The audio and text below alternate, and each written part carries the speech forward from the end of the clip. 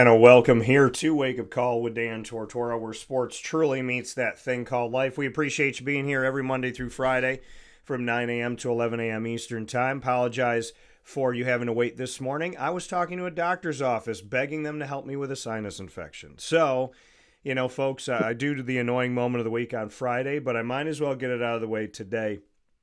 Healthcare is a tough thing, is it not? So maybe we should start off the show with the annoying moment of the week. It is very difficult because apparently, and I made phone calls and all this stuff yesterday, and I'm talking to the pharmacist and I said, why won't they give you antibiotics or help you out? She said, Dan, people abuse their pills, so they don't want to give pills to people anymore. They don't want to do this, they don't want to do that. I said, what about the people that are sick? Well, you got to be sick for this amount of time. You got to go through this pain for this length. You got to go through this, you got to go through that. I'm sitting here going through a sore throat, going through pressure, going through coughing stuff up, going through just wanting to lay in bed all day. I've had to change a bunch of events. I've had half of my voice partially here. I can't talk on the phone. I do the show and then I try to sleep. I go through all this stuff. And what do they tell you? Wait it out. We're not giving you anything. Just wait it out. Hope it feels better. Do over-the-counter stuff. Spray some stuff in your throat. I don't know where healthcare is in America today, but it's not where it's supposed to be. It's like a third world country telling you to just wait it out and figure it out on your own. So this is why we're a little bit back today. This is why we had to start the show later today, and I apologize for that. I'm trying to get as much of my voice as I possibly can, trying to do this on my own, and I wish that healthcare providers would understand that in order to be called a healthcare provider, you have to provide healthcare.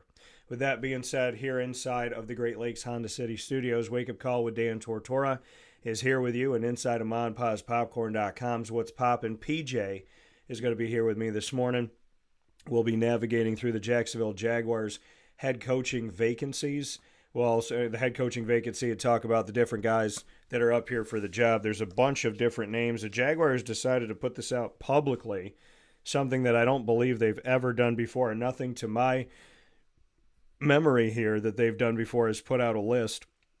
But they have Patrick Graham of the Raiders, who's their defensive coordinator, Robert Saleh, the Jets head coach that was let go during the season, Aaron Glenn, the Lions defensive coordinator, and outside of those, everybody else is an offensive-minded coach. Ben Johnson, Lions OC, Joe Brady, Bills OC, Todd Monken, Ravens OC, Kellen Moore, Eagles OC, and Liam Cohen, Bucks OC.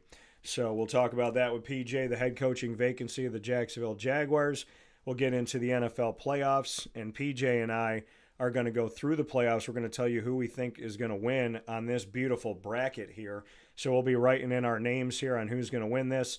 Obviously, our prayers go out to the people in Los Angeles. The Chargers are going to play on the road, so they don't have to worry about this right now. But unfortunately, the families and obviously these players live in Los Angeles or in and around Los Angeles. And so our prayers go out to the Chargers, to the Rams, to the community, to these fires ceasing. I pray to God that they stop. And we're going to say a prayer today before we start the show officially. And we'll be doing that with Papa Joe. So we will go through this. We will determine who we think is going to make it through this NFL postseason. And then PJ and I will pick who we think is going to win in the Final Four here for the college football playoff. Ohio State up against Texas. That game is going to be played down in Arlington, Texas.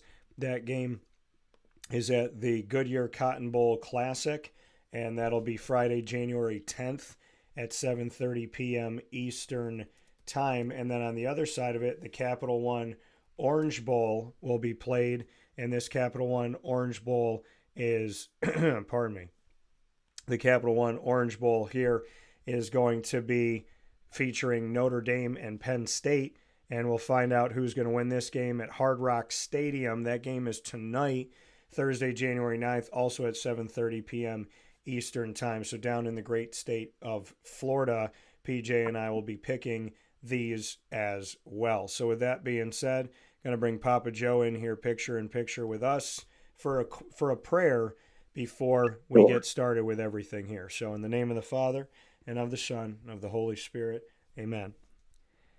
God, we're in the new year, just a few days, and this country has endured a lot. My prayers for a true cease of the fire, that is in California, anywhere that it may be. I pray that the fires stop. I pray that homes are salvaged. And more than anything else, I pray that no lives are lost. Anything can be rebuilt. So I pray that we preserve the lives of everyone that's in California and all of their loved ones, and that hopefully we preserve their homes. We get these fires under control. We get them to stop. We figure out how they got started. We make sure that there's water for the future, and that we not only can see peace today and forward, but we can have a better plan moving forward to deal with things like this. I pray for everyone that's suffering down in New Orleans and all of their loved ones, that they heal from the terrorist attack that happened there before the All-State Sugar Bowl. I pray that everyone is safe and sound. The people of New Orleans are resilient. I've met them. I've been around them. I am absolutely moved by them and their spirit and their heart and their will and their faith. Please keep them strong. And please, anyone that's been injured or has PTSD or anything from that, may they be well and stay well. In your most precious name, God, may everyone heal from that. And may we never have an act like that again be successful in any way, shape, or form. And to the people down in Dallas, Arlington area dealing with the bad weather and the concerns. Obviously, the game is going to be indoors, so that's a good thing. But getting to the stadium, flying to the stadium, driving, taking a bus, everything, please keep us safe in our transportation and help us to be well and stay well there as well. And please help Papa Joe and everyone that's going through any type of virus or sickness or ailment, myself as well. Please help us to heal completely and for good. And no matter what, please help us to heal through you and to handle well whatever comes our way, in and out of our control. And God, please help for people to hear a true and honest person's voice through all of the storm that's out there. In Jesus' most precious name we pray. In the name of the Father, and of the Son, and of the Holy Spirit. Amen. PJ, good morning. How are you? What's up? Well, I'm feeling a little bit better than you are, but I hope this runs this course. A couple more days, I should be okay. When you get my age, you got to be careful with everything. And I already have emphysema, so yeah. I just need to watch it. Well, we're happy that you're here. We're happy that you're rocking and rolling. Got the hair's looking good, PJ, styling it up for us today. So let's get into this list. Now, first and foremost, you and I were talking about this off the air yesterday. Thoughts about the Jaguars making their interview request public? Say that again, Daniel. I said, thoughts about the Jaguars making their interview request public. Do you like it or do you not like it? No, they need to be transparent here. This is ridiculous. The Pedersen deal didn't work. Mr. Khan, for whatever reason, he's not fielding a team that's competitive in recent history. Maybe a couple of years ago it was, and I know he's getting frustrated. He's got a lot of money tied up. But I know that we have a list of young men to talk over, and I even added some more to the list. And I think any coach right now that was a coach or is currently a coach, he certainly should be eligible to discuss this job because of the transitional quarterback we got. That's what's going to sell these guys. Yeah. So going through the list of the names that are on there, the 10 names that the Jaguars released, is there a name that sticks out to you from Aaron Glenn, Ben Johnson, Joe Brady, Todd Monken, Kellen Moore, Liam Cohen, Robert Salah, Patrick Graham? Any of those names, do you like any of those names? Do you think any of those would fit? It's difficult to analyze this. I know we talked about yesterday, most of them are offensive coordinators, which is justifiably true in this case. There are a couple of defensive coordinators on there that are attractive. I have another list on the right-hand side with guys that have sort of been recycled, like Pete Carroll and Mike Vrabel, Ron Rivera, Rex Ryan, guys like that. But based off this list right here, I don't want to tie myself into an OC or a DC. But what I'm seeing on television lately is the work that Aaron Glenn is doing at Detroit. He was a hell of a safety when he was playing. And it looks like he's got his energy tooled in the right way because he's got an excellent team. He's got an excellent chance to win it all. And I know that a defensive coordinator is not the most popular pick because they don't score touchdowns. Trevor Lawrence can't listen to him. I'm going to say off the cuff here that of all these gentlemen that you've listed here that we'll go over, I think Aaron Glenn is the one that inspires me the most. Okay. And why is it? Is it just seeing his defense and seeing the work that the Lions have been able to do? I mean, keep in mind arguably the biggest game of the regular season this season was the last game of the regular season. The Lions and the Vikings fighting not only for the NFC North title, but fighting for who would be the number one seed. Think about how crazy this is. Because the Vikings lost this, the Vikings end up, because they lost to the Lions, they don't win the NFC North, and they go from being the number one seed that could sit out and watch the whole first round of the NFL playoffs to having to play on the road as a fifth seed. So, I mean, you go from 1 to 5. That's how crazy it was for that game and the outcome of that game. But you mentioned Aaron Glenn, and he is the defensive coordinator for the Lions, PJ. And in this game, people thought it would be eventful, right? This is a huge game, big game, arguably the biggest game of the season. Who's going to win the NFC North? And then and with winning the NFC North, with the record they both have, who's going to end up winning the number one overall seed in the NFC? And Detroit manhandled Minnesota. It wasn't even a game. And that goes to the defensive credit. And who's the guy overseeing the defense? Aaron Glenn. So is that why he's so attractive to you? That in these big games, in these big moments, in this high-octane situation, he's done what he's done? Is that why he sticks out? Yes, that's true. And I think that if he were to get the job, he would definitely search out an offensive coordinator that he didn't have to worry about. You know, don't keep experimenting with these guys that are being recycled, or maybe some of the older guys that are out of job right now that were head coaches. You know, he has if he's awarded the position, he's got to make a killing here. And I wouldn't be surprised that he tries to bring Ben Johnson with him. That would certainly be perfect for me. I'd love that. But Aaron Glenn is a smart guy. He's been around. He's played the game for years. He was an All-Pro. He's a no-nonsense guy. Guys love to play for him.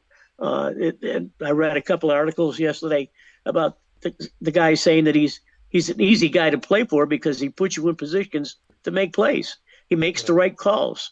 And, you know, if you're Dan Campbell and you're thinking, I don't have to worry about my defense. My offense is going to score a ton of points. So I got the perfect scenario here. So I think Dan is looking over this situation really carefully, even though they got a bunch of games left to play. And I wouldn't be surprised that I think that, did you say that his interview is January 10th? Aaron Glenn says. So Aaron Glenn, as far as any update on when his interview is going to be, I will double check that for you right now, because January 10th is obviously tomorrow. So taking a look at this, it says he will have a virtual interview today, and that'll be with the Jets. So let me see if there's anything here on the Jaguars, because Aaron Glenn does have a virtual interview, I guess, with the Jets today. But as far as having anything with the Jaguars, I'm looking at most recent information from them, and there's nothing that, let's see here, endorses Jaguars legend endorsed Aaron Glenn, and then outside of that, we're not seeing. Okay, let's see if this tells me the interview date. So Robert Salah's on here as well. It says to watch today. Yeah. Okay, so Jaguars owner Shad Khan and general manager Trent Baalke spoke on Monday. And there's a transcript on this, looking at what they need. But there's no specific date for Aaron Glenn for the Jaguars. But allegedly, he is going to be doing a virtual interview with the Jets today. Okay, that's good. Well, I wish him luck. And I'll be able to listen to some of the pundits down here and see what they got going with that and with respect to that. But the other names on your list, we know Kellen Moore is a hell of an offensive coordinator. He's been around for a while. He played at Boise State, and I think he's the one that beat Auburn, wasn't he?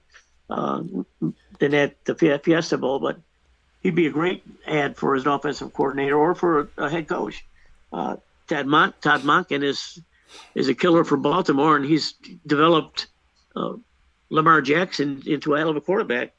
And he was with the Jacks for 3 years, wasn't he, Todd Monken? Back in the late teens and early 20s, I think. Don't know much about Joe Brady. Liam Cohen, certainly he's got Baker Mayfield throwing the ball right. Ben Johnson, we've already talked about several times. He's probably the favorite in any list that you listen to. Aaron Glenn, we talked about. Patrick Graham, defensive coordinator. Robert Saleh was the coach for the Jets. I put Steve Spagnuolo on there too, defensive coordinator for Kansas City. I just don't want to see them getting bogged down interviewing a lot of defensive coordinators. If they're gonna do that, then they ought to land on the best one right now, and that's Aaron Glenn. Let Aaron Glenn worry about getting an offensive coordinator. Yeah, there's another name that's been added to the list within less than 24 hours. That's Brian Flores. Brian Flores is the defensive coordinator of the Vikings, and he was with the New England Patriots when they won 4 Super Bowls.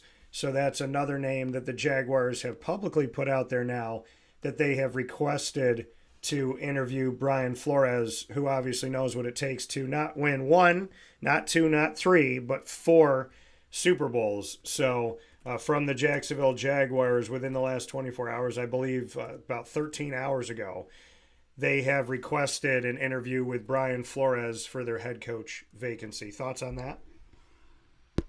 Well, he didn't do a good job down in Miami, and for whatever reason, I think he's got a bad attitude. I don't know if guys can play for him or not, but it was a miserable experience in Miami. I guess Tua didn't get along with him too well either.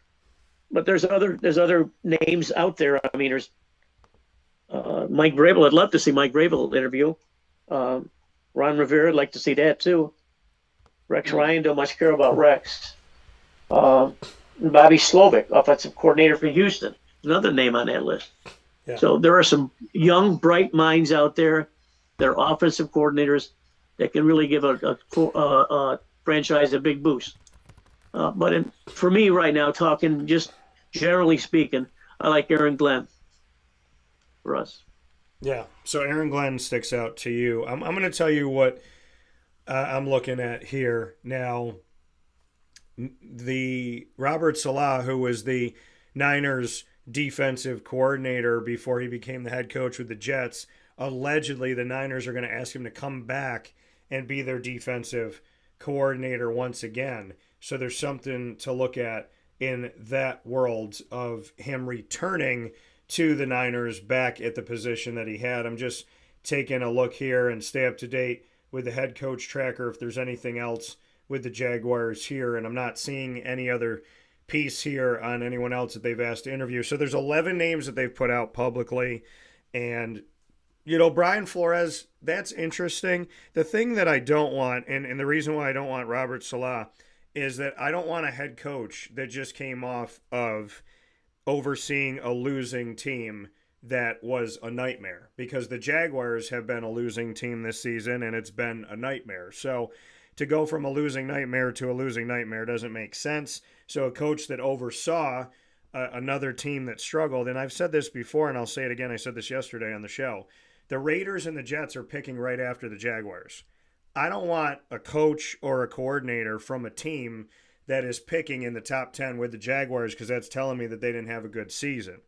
I am interested in the Ben Johnsons, the Aaron Glenns, the Joe Bradys, the Todd Munkins, the Kellen Moores, and the Liam Cohen, because all of those coordinators are with teams that are in the postseason.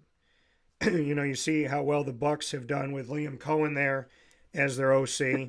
Kellen Moore has been brought up with head coaching opportunities in the past. He's been an offensive coordinator on multiple teams.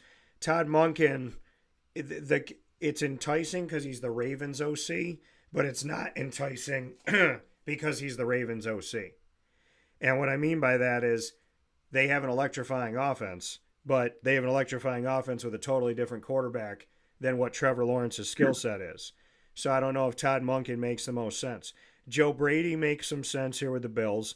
And Ben Johnson. Listen, the Lions are a team, again, that I think is poised to go to and potentially win a championship this year. So looking at Ben Johnson and Aaron Glenn, I think you got to reach out to both of them. I love your idea, PJ, that if you get one, you get both. If you get Aaron, he asks Ben to come. If you get Ben, he asks Aaron to come. I'd love to see that. Have Detroit Lions South in Jacksonville. It would be kind of nice there. Right. So, from a Lion to a Jaguar, from a Wildcat to a Wildcat. So, I like the idea of Glenn and Johnson, especially if they can coerce the other one to come with them.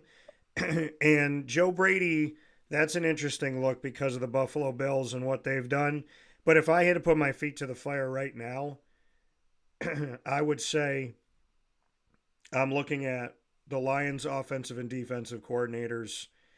I would say Liam Cohen of the Bucks. He's already down in Florida, and to me, he's done more. I mean, they got great wide receivers, but when Tom Brady left, I think the team, some people thought the Bucks were going to be dead again, and they weren't.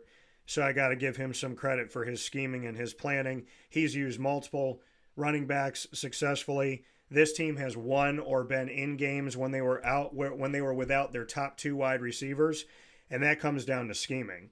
That comes down to scheming, knowing your talent, knowing your room, and building plans that fit your talent. Because Liam Cohen had to coach the offense this year with the Bucks without Chris Godwin and without Mike Evans, and sometimes without them both at the same time, and he was successful. So I think he's enticing because of the adversity that he has had success through. And I think both of the Lions guys are enticing for where they stand right now. And Todd Monken, as much as I like that it says Ravens, again, different quarterbacks. So I don't know if that's going to work. Kellen Moore, I'm kind of on the fence about. Joe Brady, I'm interested in hearing what he would have to say. But if I was Shad Khan right now, it would be in no specific order: Liam Cohen, Aaron Glenn, and Ben Johnson for me. Okay. Well, I'd like to throw something else into the fire here, too. Go ahead. I think the most popular candidate that we could interview, and possibly one of the three best candidates, period, is Mike Vrabel. I know they're trying to slot Vrabel over there to New England, and they toss their coach after a year. Las Vegas lost their coach after a year. You got to be smart to play this game, and Vrabel is smart. And Vrabel is the kind of guy, too, that would run the defense, run the whole thing, and be smart enough to pull in an offensive coordinator that can help him.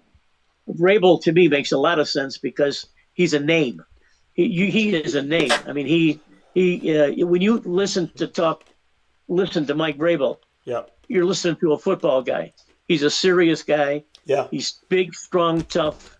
He doesn't fool around. I love him, frankly, as a candidate. Ron Rivera wouldn't mind him at all. I understand that Rex Ryan is probably trying to land with the Jets.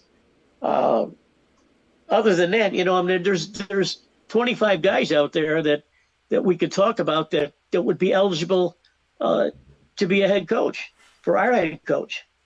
But I'm leaning toward Aaron Glenn, and on my other little list, I think Mike Vrabel makes a lot of sense. Yeah, and you mentioned Mike Vrabel, and I don't disagree with you. I mean, he's not been brought up publicly, and maybe that's something Shad Khan's doing. I mean, think about it. The Jaguars, like I said, to my knowledge, have never, and I've covered this team for over 13 years, they've never put out publicly who they were interviewing, not in like a graphic the way that they did this time around, and been so clear about it. Then when they add somebody, they put that out as well. They have a head coaching tracker now. They're trying to make it very fan-friendly, very media-friendly. And in this case, could this be smoke and mirrors? Could they have already interviewed Mike Vrabel? And he doesn't want to put him on the list. Now, the thing that, and I agree with you about Mike, Ron Rivera, he won in Carolina. He didn't win in Washington. So again, like Robert Saleh, I don't know if I want to take a coach that was relieved of their duties and put him on the Jaguars. with them not having success I believe everybody deserves another chance. I'm not saying that isn't the case. I'm just saying if you want to ignite the fan base, Ron Rivera left Washington losing. Robert Saleh left the Jets losing. So if we look at Mike Vrabel didn't do anything wrong. Mike Vrabel didn't lead Tennessee in the wrong direction. They've been in the wrong direction since he left. They've had multiple quarterbacks. They might draft another quarterback this time around. The Tennessee Titans have the number 1 overall pick, which tells you that they're the worst team in the country. In the couple seasons since Mike Vrabel was let go, they have done nothing to push the AFC South. They've done nothing to push themselves up in the AFC. In the NFL in general, they have been a struggling, poor, boring franchise. And right.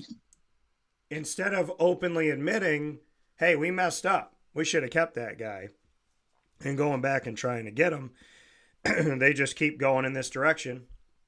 We lost Derrick Henry, too. And getting rid of Derrick Henry, saying, that this guy was too old, allegedly. So right. At 30 years old, 31. So Mike Vrabel is a coach that was let go within the last couple of years that shouldn't have been let go, did nothing wrong. The franchise has been nothing without them. Think about it from this analogy. Mike Vrabel and the Tennessee Titans were dating. Tennessee broke up with Mike and said, I don't need you. I can find a better man. And for the last 2 years, they've been dating trash. They've been dating men that don't come home on time. They don't cook. They don't make any money. They ain't got no jobs. They've been dating all these deadbeat people. And I'm not saying the coaches are deadbeat. I'm using an analogy here. But they broke up with a good man and said, I'll find better. I can do better without you. And now the Tennessee Titans are looking at Mike Vrabel, calling him at 3 o'clock in the morning with flowers and candy saying, baby, come back. And I think that Mike Vrabel should go to Jacksonville because he's won in the AFC South, where Jacksonville and Tennessee play. He's proven that he's a successful coach. He's proven that he can do a lot of good things with guys like Ryan Tannehill, who some considered washed up at the time. Mike Vrabel has in every stretch of the imagination, been a guy who could transform himself from player to assistant to head coach. And I do think the Jaguars should interview him. I think it would be a travesty if they didn't at least reach out to him. So of the names that you gave that are not on the 11 names on the Jaguars list, I agree with you, PJ, that Mike Vrabel should be at the top of everyone's list. And no one should just say, well, he's going to go back to the Patriots, so who cares? If I'm Jacksonville, even if the Patriots think they got him locked in, I'm calling him every hour of the day, and I'm telling him, come down here. Listen, Mike, it's sunny. We got pools in the stadium. We got a beach around the corner. We got an owner that's got a lot of money. We're building a new stadium here. We got all this great stuff happening. Or you can get stuck in a wind tunnel out there in Foxborough. So I think they should at least call. Right. That's good. Yeah. That's good. I think they should call Vrabel had Tannehill for a long time. And Tannehill was a better quarterback than what he was in Miami. Yeah. Vrabel and Tannehill were a good combination. And you're right. Tennessee really effed up when they couldn't just keep him going. And how they can let someone or not re-sign someone like Derrick Henry boggles the mind. I don't know who owns Tennessee or who's running them now, but he's got his head up his butt because I don't think he's making the right decisions. No. He didn't. You're turning away a Hall of Fame running back who's one of the most fearsome runners I've ever seen play. And I go back to the days with Jimmy Brown and Floyd Little and those guys. Yeah. So, Tennessee, you're on your own, buddy. Well, nice mention of Jim Brown and Floyd Little. And I will say this, Tennessee, all I'm saying is Tennessee might be a little bit of a distance from Syracuse, New York. You know, the state of Tennessee is a little bit far from New York. But I can still hear, because that boombox that you're playing outside of Mike Vrabel's apartment is so loud, I know that Tennessee's playing Baby Come Back right now. I know they are. We're going to take a step aside for a fast break here where sports meets life. We're inside of the Great Lakes Honda City Studios on Wake Up Call with Dan Tortora. Stay with us.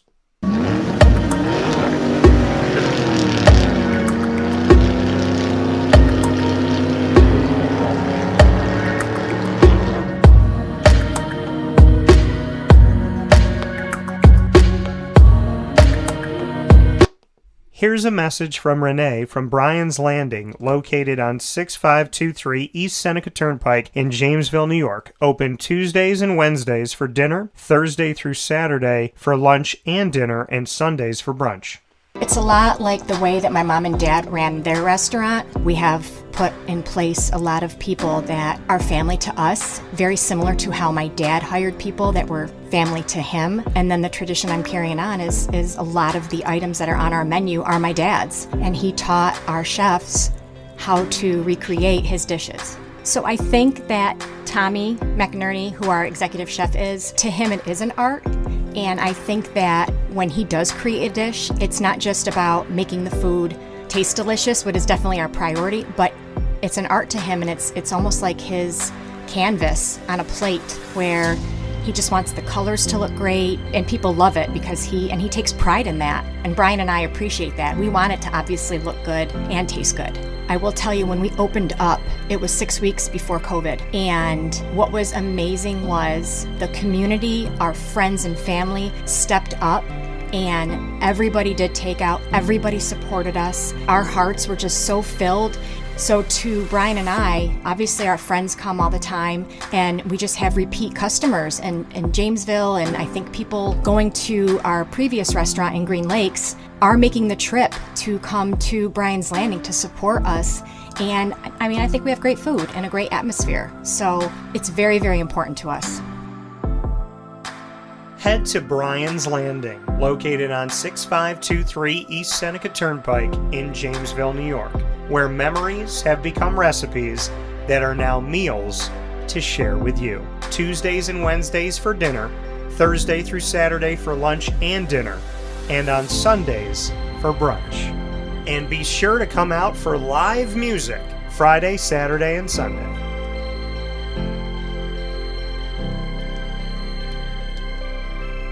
Here is a special message from Brian Bruno, owner of Servomation Refreshments Incorporated. I grew up in the family business, had the experience of working for a national food service company with thousands of employees, and as much as I enjoyed the experience I had, there was something about, owning my own company and being able to change the things I saw wrong with the industry firsthand, which is why I moved back to my hometown in Canastota, New York to launch Servomation. It was back in 2007. When we first started the business in 2007, really you didn't find any machines with credit card readers. There's a lack of variety in machines. You got stuck with basically whatever the vending company wanted to sell that day. There's a lot of inefficiencies in the business, and those were all things that we saw as opportunities, both from a customer level to improve and from an operating level to be more efficient. We've really been at the forefront of introducing retail technology into our space. We were doing self-checkout back in 2009 before it really became a national phenomenon. The whole point of it isn't to just improve the customer experience. It's to make it feel more like a retail environment where people don't have to be afraid of what they're buying behind glass. They don't have to be afraid of not being able to see the ingredients of the packages. It was an easy transaction from that standpoint. If we were to reinvent something, we wanted to make sure what we were making looked and felt more like a deli and not like something that you would traditionally see in a vending machine. I was tired of hearing for years the customers say the wheel of death because the vending machine would circle around with the same tuna salad in it. What we wanted to do was it really changed the perception of that food. So allowing customers to touch it, allowing customers to feel the weight of it, allow customers to see the freshness of it, and also the variety of it really helps them change the perception and ultimately the value of what we bring to them. The point of differentiation you have to make is either in value or the quality. And I think on both of those fronts, Servamation has really, in large part, changed that value system for employees. So they no longer have to worry about bringing their food from home or having to leave their desk during the day and rush out to get back in time for their break to end. We're bringing something that they can count on in their break room every day, and they know it's going to be there, they know it's going to be fresh, and they don't have to worry about it being sold out or something that they don't enjoy. We've also heavily invested in flavored water machines, so you can get a glass of water with a fresh piece of fruit in it, along with bean-to-cup coffee machines. So there's not a day that goes by we're not surprised when we get customers that call us and say, we didn't know you could do all this. We're really lucky to have a strong group of dedicated employees. Most of our employees have been with us since inception. They're family to us, and people like doing business with people they like and trust. And I think the same thing goes for employees. And in a day and an age where there's a lot of corporations that just look at an employee as a number and don't get to know them, that's just not the way I was raised or how I like to do business. So we're a little old-fashioned. We like getting close to our employees. We like knowing how we can help them. We like knowing how we can improve their lives, adjust their schedules, whatever it may be to help improve their quality of life. And we think in the end that makes for a happier employee. We're fortunate enough to have really grown over the last several years, and from Pennsylvania to Massachusetts to Connecticut, we really do have a strong connection, even though we're not in the rooms every day with these employees. There's not one single employee that we feel like we don't know, and certainly we know they can call us at any time, and they're definitely treated as family to us. I wake up every single day really excited to surprise our customers in a good way. The one thing I can tell you is I think that every one of our employees and every one of our customers will continue to be at the forefront of every decision we make. Find out how Servomation can help you and your business by going to servomation.com. Hi, this is Amy from Mother's Cupboard, home of the whole frittata. We are open daily 6 a.m. to 1:30 p.m. For takeout orders, call 315-432-0942 and tune in to Wake Up Call with Dan Tortora for our monthly food challenge and try our 201 7th North Street in Liverpool, New York. Open Monday through Saturday in-store and always online at maandpazpopcorn.com. Serving our Central New York community and beyond, order anywhere, anytime at maandpazpopcorn.com. Stop in to get a tin at Ma and Pa's on 201 7th North Street in Liverpool, New York to get your half-price refills for the rest of your life. Come to Ma and Pa's for your holiday gift giving for family, friends, employees, and clients. And remember, for fundraising and events, to call 315-450-6272. That's 315-450-6272. Ma and Pa's Kettle Corn and Popcorn Factory. How corny are you? This is Jimmer Sikowski, owner-operator of Chick-fil-A Cicero, 7916 Brewerton Road in Cicero, right in front of the Home Depot. I had a deep feeling that God wanted me to do something bigger with my life and to help people, help others. I kept putting Chick-fil-A in my life, and I realized as I was going through the franchise selection process that positively impacting the lives of others was really core to what we do here at Chick-fil-A. First of all, it starts with the food. The food is brought in fresh daily. We bring in local produce. We prepare to order in the kitchen. We hand bread our chicken. We hand spin our milkshakes. It's great food. It doesn't taste like fast food. I think the second thing is the way people feel when they come in a Chick-fil-A restaurant. It's different. We try to treat people with intentional kindness here, which is very different and deeper than good customer service. And so I think it feels remarkable for most people to come in a Chick-fil-A restaurant.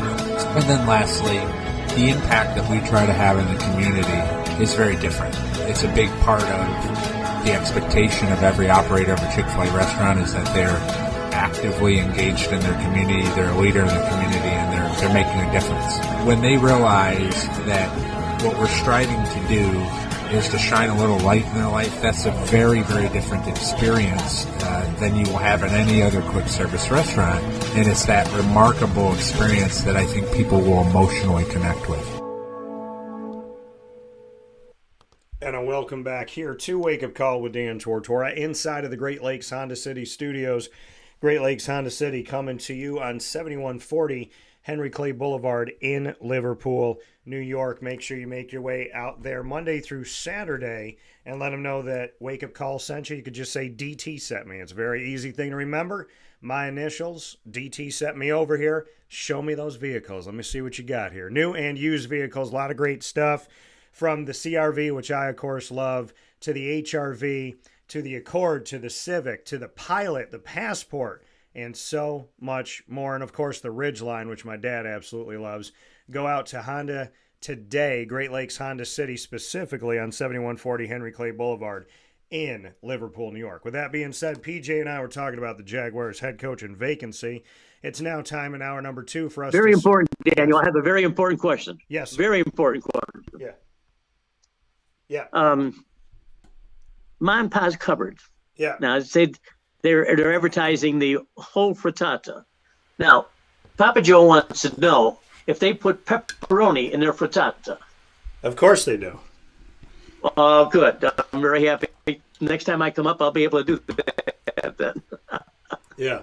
Their whole frittata, if you eat the whole, if you eat it, you clean the plate, then in that case you get I think you get a t-shirt and you get your face put up on the wall if you eat the whole one.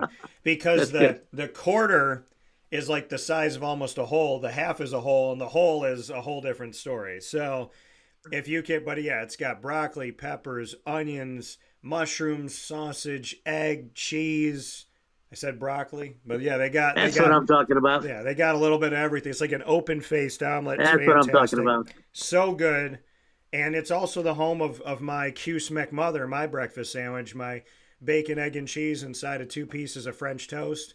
And you can get that 7 days a week on 3709 James Street at Mother's Cupboard, exclusively in Syracuse, New York. So, with that being said, PJ and I are going to shift gears and jump into the NFL playoffs here. It's time for us to make our picks. So, PJ, Detroit and Kansas City are going to be off this week, but we got to make our picks in the NFC and in the AFC besides those number 1 seeds. So let's go ahead and do that. This is going to be Papa Joe first. So I'm going to put PJ up here. This is PJ's bracket. So I'm going to write PJ's bracket right there. So PJ, when you and I were doing this before and you were just on audio, this is what I was doing. I was drawing all over the screen. So all right. So PJ, your bracket: Minnesota Vikings, Los Angeles Rams. This game may be played at Arizona Stadium for the Cardinals in Glendale, Arizona. If the fires persist, God willing, things will get under control as we prayed for earlier. And no matter what happens, we pray for the lives of everybody because that's what's most important, is the sanctity of life and taking care of each other. So this game may be in Los Angeles, it may be in Arizona. What do you have for the Rams and the Vikings? I love the way Hebert plays football. He's a Josh Allen clone. He's tall, strong, runs the ball when he has to. PJ, this got a rifle for an arm. PJ, this is the Rams, not the Chargers. Last weekend where Sam Darnold had thrown in a real clunker. Yeah. I mentioned to you a couple weeks ago, I thought that the Vikings need to start paying Darnold. Well, he threw in a clunker against the best team in football playing right now.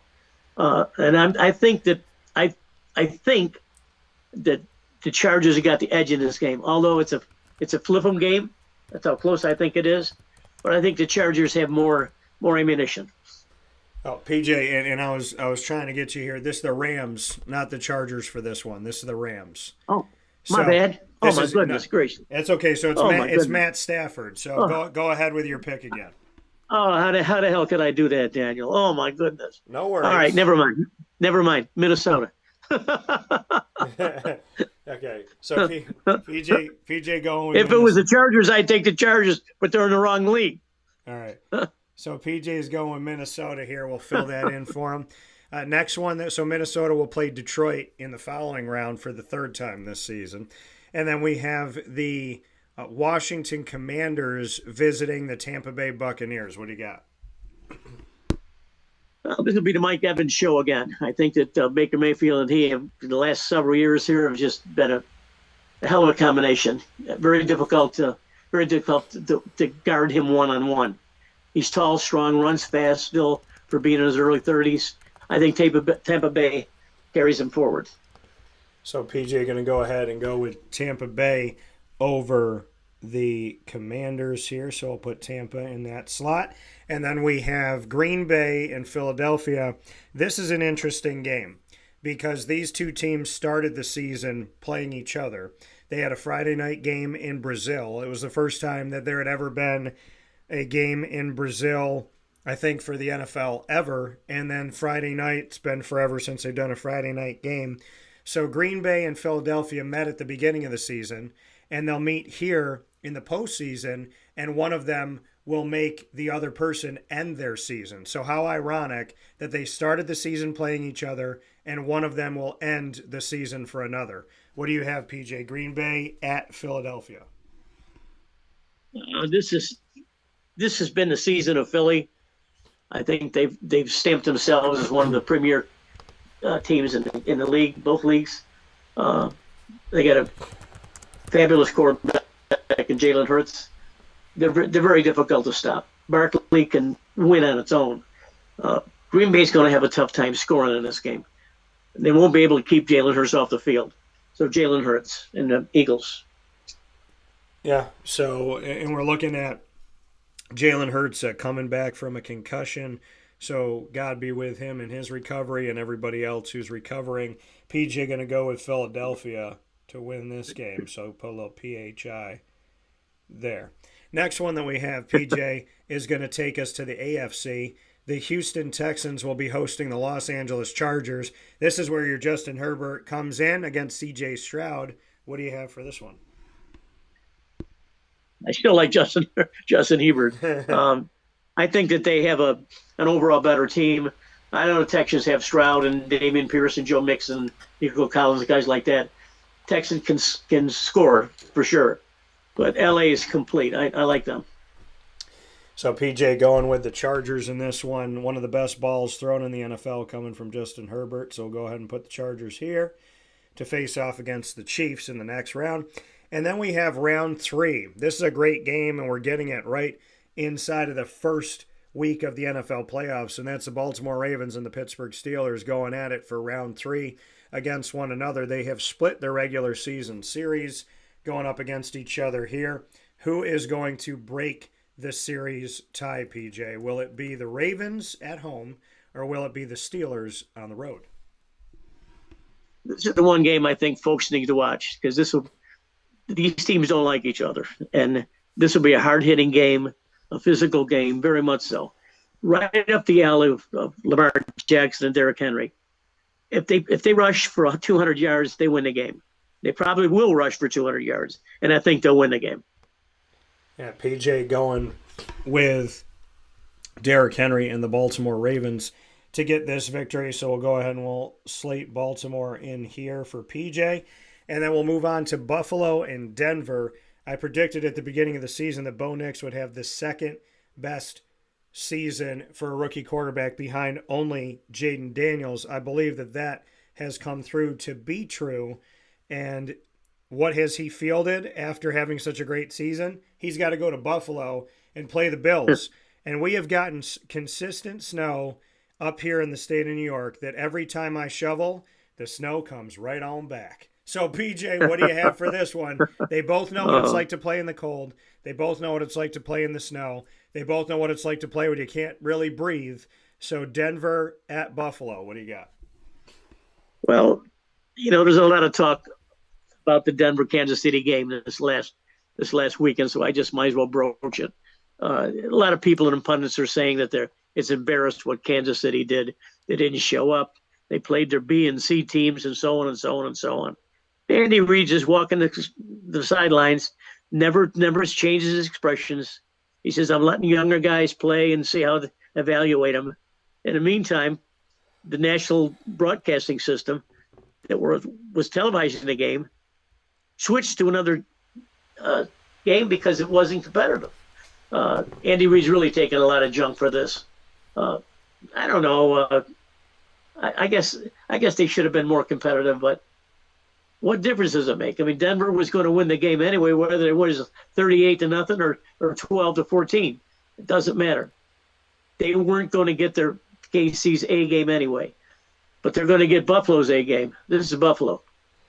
So PJ going with the Buffalo Bills to win this game, so we're going to hit Buffalo here, which gives us that Buffalo-Baltimore matchup that we think about from year to year, who's going to win that game, be it, Buffalo going up against Baltimore, Buffalo going up against Kansas City. Keep in mind, Buffalo had themselves this season, a regular season of who they had to play and what they had to face in the regular season to try and get them set up and ready to go. The Bills this year had to face the Ravens. They lost 35-10 on the road. They had to face the Texans. They lost 23-20 on the road. They had to face the Chiefs. They faced them at home. They won 30-21. So they played these big old teams that they might see here in the postseason. And I'm not surprised that all these teams are in the postseason. So, PJ, this is what it looks like in your bracket. Minnesota, Detroit, round 3. Chargers up against the Chiefs, which is a battle of the AFC West. Tampa and Philly, which is take 2 from last year when Tampa and Philly played up against each other. And then we have Baltimore and Buffalo. So what do you have for Minnesota, Detroit? I didn't get that, Daniel. Minnesota versus Detroit in your next round. What do you have? Well, this is time for Aaron Glenn to really shine again because he shone last weekend when he shut down Sam Darnold. I don't see that changing at all. Detroit, Jared Goff is a beast. He's tall, he's strong, he throws a good ball, and he's very difficult to defense against. He looks the field over. I mean, he's just a consummate quarterback. He really deserves more attention than he's getting, but that's not the kind of guy he is. And not the kind of guy that Campbell wants either. He wants a regular guy like Goff, and he succeeds. Let me tell you. So I'm going to stick with Lions. So PJ sticking with Detroit to take down Minnesota in round 3. And then that takes us to Tampa, Philadelphia. They played each other last season. This one, if both teams win, would be played in Philly. Last season it was played in Tampa, and Philadelphia lost that game 32-9. Will Philadelphia be on the right side of this, being at home this year, or will Tampa silence the Eagles 2 years in a row? I think that the Philly will continue going. I think they're set up to win this year, along with teams like Baltimore. Philadelphia won't skip a beat here. So PJ going with Philadelphia. Then PJ, we got Detroit and Philadelphia for the right to go to the Super Bowl. The NFC Championship, Detroit, Philly. Who wins between those two? I think Detroit has been giving it to us all year long, and we've seen Detroit win ugly. We've seen them romp over our Jaguars for one thing. I think they can score at will. If you don't score 28 points, you're not going to beat these people. So it's Detroit. PJ going with Detroit to head off to the Super Bowl here this season for Super Bowl LIX. So PJ going with Detroit here. And then that takes us to the AFC. The Chargers and the Chiefs. This will be the third time they've played each other this season. People forget who's in the division with the Chiefs because the Chiefs always win their division. So they don't even think about Denver's there. The Raiders are there. And so are the Chargers. It sounds good when you get a cold. I know. Keep in mind, folks, that 75% of the AFC West made it into the postseason. The Chargers, the Broncos, and the Chiefs. The only team that didn't make it in were the Raiders. So the Chiefs going up against the Chargers this season twice. They defeated them on the road 17-10. They defeated them at home 19-17. Low-scoring game. Will this be 3-0 for the Chiefs against the Chargers, or will the Chargers finally get a win against the Chiefs this year? No, I think that the rest for KC did a multitude for them, and they get an extra rest anyway. So they got 2 weeks or 2.5 weeks to prepare. Oh, I think they'll be physically ready to go, and won't skip a beat here. So PJ going with Kansas City to move forward here. Baltimore and Buffalo, two teams that have faced each other, like I said, already this season. The Bills lost to the Ravens. They lost to the Texans, but they defeated the Chiefs. And these are the teams That's, if Buffalo wins and Baltimore wins, they'll see Baltimore again. If Kansas City or the Texans win, they'll see them again if Buffalo is to beat Baltimore or Pittsburgh or whoever's there. So Buffalo's going to have to go through teams they've already seen. Does Buffalo beat Baltimore? Well, these two quarterbacks really respect each other. They both play almost the same kind of game, although Josh Allen throws a better ball than Lamar Jackson. They're just clones of each other. And besides the respect they have for each other, they respect the teams.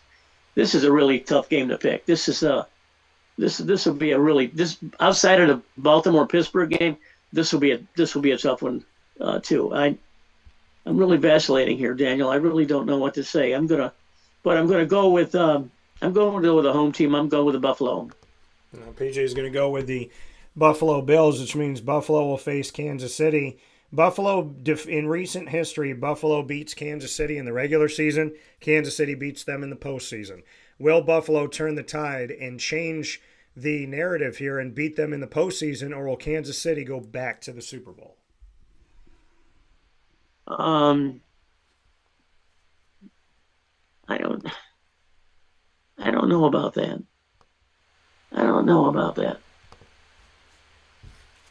I'm going to stick with Buffalo. PJ's going to go with Buffalo. So Buffalo going to the Super Bowl. Buffalo versus Detroit, which fans would be happy for seeing two teams that have fought and fought and fought to get there, to finally get there. So PJ, Detroit, Buffalo, Super Bowl LIX. Who wins this one? Detroit or Buffalo? Detroit's a very tough express, boy. They are on fire. They can score at will. I think we've said that. I must have said that 10 times already this morning. They're just very difficult to stop. And even if they do, they seem to switch gears. And then Campbell's got him going another way. Mike Campbell's got him going another way. I think that Detroit, they and I'm going to stay with Detroit. So PJ is going to go with Detroit.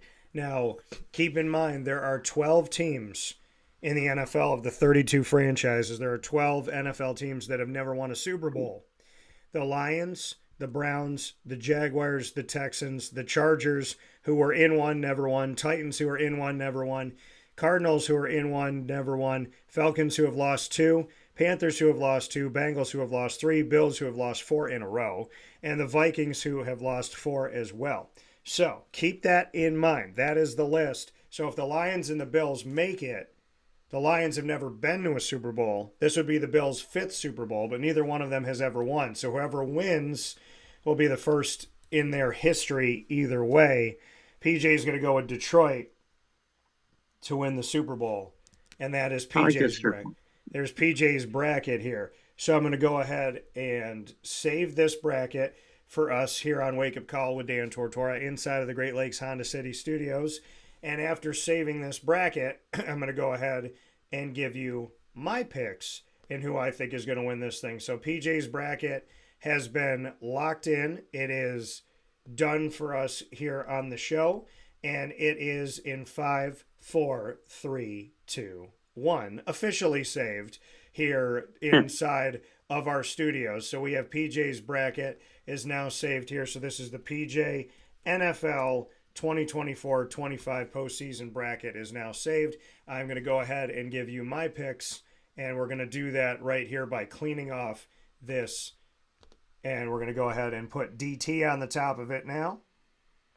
So this is going to be my bracket for the 2024-25 NFL playoffs. And so my bracket here, Minnesota and the Rams. The Rams, listen, this is a team that's fought to get back into things. They've done some good things this year. They were never truly out. Puka went down. Cooper went down. Different things happened. Kyron Williams, best player coming out of Notre Dame, maybe overall in a long time. Definitely best running back coming out of Notre Dame in a while. But I think the Vikings are too much. Sam Darnold's had himself too much of a season. I think Minnesota's going to get a victory here and see Detroit for the 3rd time around. Washington up against Tampa. This is a tough one for me because I got a lot of respect for Tampa, and Tampa's been a heck of a team.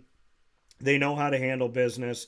They got to the 3 seed. They're going to be at home. But on the other side of this mashup, the Washington Commanders have commanded the NFC East most of this season before Philly took it over. Now, here's the crazy thing about it. Washington came out hot. Jaden Daniels is a rookie. He's a second overall pick. They're going to work. They're doing their thing. They're having success. But Philadelphia, with some trip-ups by Washington, Philadelphia takes the lead. They get the home field advantage. They get the 2nd seed. Washington drops all the way to 6. And as good as Washington's been this year, they're playing on the road in Tampa, and I think Tampa's going to get this victory. I can't bet against Liam Cohen, who could be interviewing for the Jaguars job, and the team there in Tampa, and Baker Mayfield. Now, Philadelphia and Green Bay, this is a tough one to pick. Green Bay's been a pain in the tush. They had a good game. This was an instant classic that they had down in Brazil. Nobody wanted to give this game up. Green Bay and Philly fighting until the bitter end. And I think Green Bay is capable of doing this. Now, Jalen Hurts, he's supposed to be coming back from his concussion. If he's good and he's ready to go, then Philadelphia, it'd be hard to pick against them, right? Green Bay's playing on the road. They got to go to Philly. We know that the Philly fans are always so welcome and hospitable, and they just love seeing visiting teams come in. I'm being facetious, folks. That's called sarcasm. So Philadelphia welcoming Green Bay into town, but not really welcoming Green Bay into town. I think Philadelphia gets the win here, although I wouldn't be shocked if Green Bay won. So I'm going to go ahead and go Philly on that side of it. I'm going to stay on this part of the bracket. Well, actually, no, I'm going to do the same thing PJ did. I'm going to go along the same lines here. So we'll go to the AFC now. Houston and the Chargers. The Houston Texans are playing at home. The Chargers got Jim Harbaugh out there doing his thing. And so, I mean, the Chargers have been good. The Chargers have been tough. And Ladd McConkey, man, I picked him up in fantasy football. I had a good feeling about this rookie wide receiver. He had over 1,000 yards as a rookie wide receiver, Ladd McConkey did, for a team in desperate need of a receiver that's going to lead them to their new era, not having Keenan Allen and Mike Williams anymore. So I'm going to have to go with Jim Harbaugh and win this game and have the Chargers moving on in this one. Then we go to Pittsburgh and Baltimore. Folks, I know Pittsburgh's got a good defense. I know they've been able to win with Justin Fields. They've won with Russ the Bus Wilson. But Lamar, call me Jackson.